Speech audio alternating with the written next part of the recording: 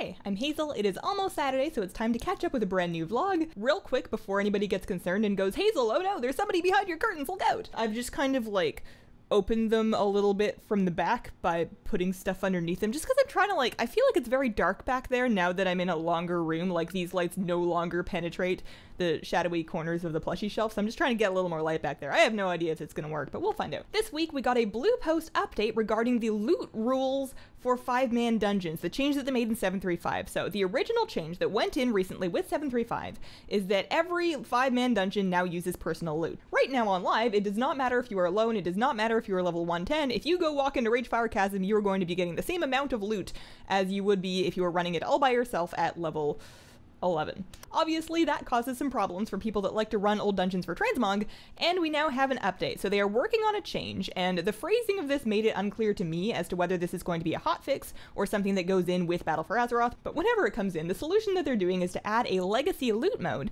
that activates when you are 10 or more levels higher than the intended level of the dungeon.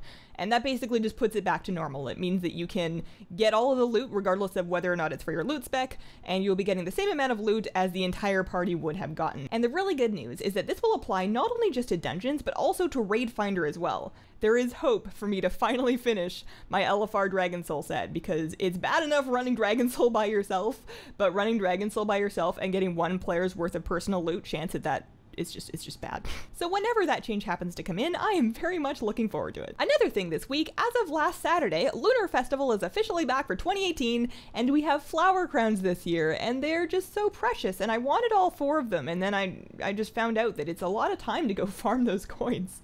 There's a lot of travel time involved. I was trying to do it on my Void Elf, and I ran into this issue when you're Alliance and you're trying to meet the Elder who is at Razor Hill, who is within the city walls with some very angry Horde guards, you know, wanting you to leave. And I found out that at that level, not only the guards in Razor Hill will one-shot you, but even when you give up on the Elder and you try and just crawl out of there and go home, and you take the res sickness by resing at the Spirit Healer, you res at the Spirit Healer and the guard will still one-shot you. You are still in range of him.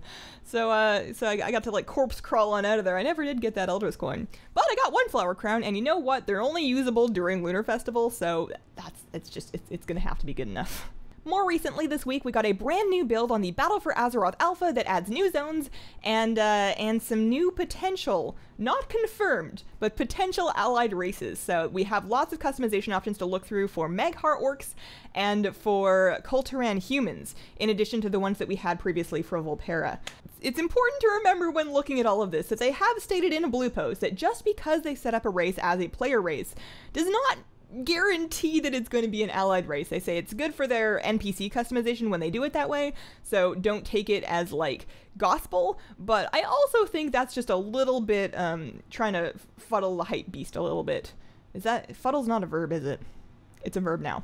Looking at these new allied races, in my opinion, I think that Volpera are a long shot. They could happen, but I think they're a little bit of a long shot. However, the Magheart Orcs and the Kul Tiran humans I would put down as like 85% chance guaranteed, and I would put it 99% chance guaranteed that the Orcs go to the Horde and the Kul Tiran humans go to the Alliance. Just because we have Void Elves and Alliance using Blood Elf models and Nightborn on Horde using Night Elf models does not mean that every allied race is going to be swapped like that. I think they're more of an exception than the rule. So the customization options look really good.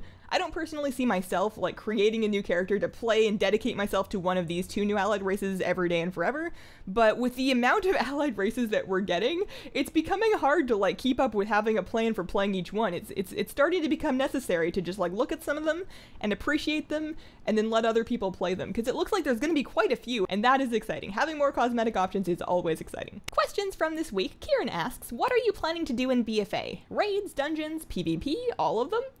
So I will definitely guarantee be raiding with my guild. That takes 6 hours a week out of my life, and it is 6 hours a week that is good for me to talk to other people and play World of Warcraft, and I will not be giving that up.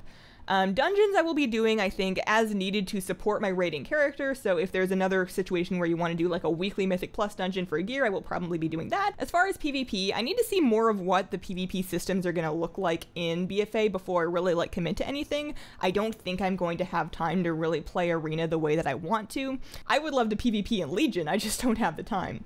So that one's a little bit of a wait and see, and if I end up having the extra time, I would love to PvP in BFA, but you know, we'll see. Sunwalker Adaga asks, can you collect Azurite yet, I hope it's going to be currency. So you can collect it in the BFA Alpha, and it does seem to function as a currency, which should, like you say, hopefully fix some of the bag space issues that we've had with artifact power. However, I will say that on the Alpha, you can't do anything with it just yet, so, you know, it's early, we'll see.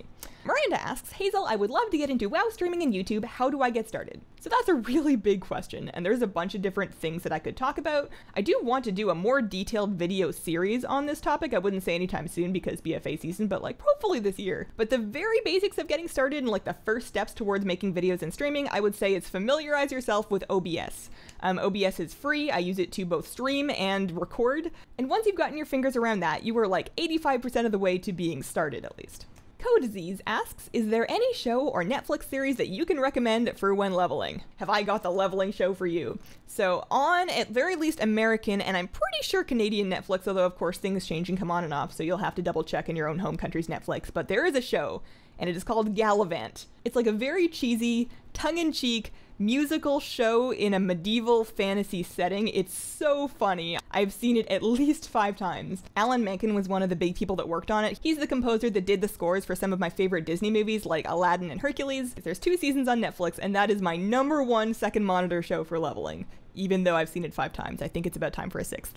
So that has been my week. Thank you guys so much for watching and for the 75k subs. We're growing up, guys. We're doing it. I look forward to seeing some of you on this afternoon's live stream doing either Void Elf leveling or Battle for Azeroth leveling. I have not yet decided, and I hope that you have a wonderful, wonderful day. Bye!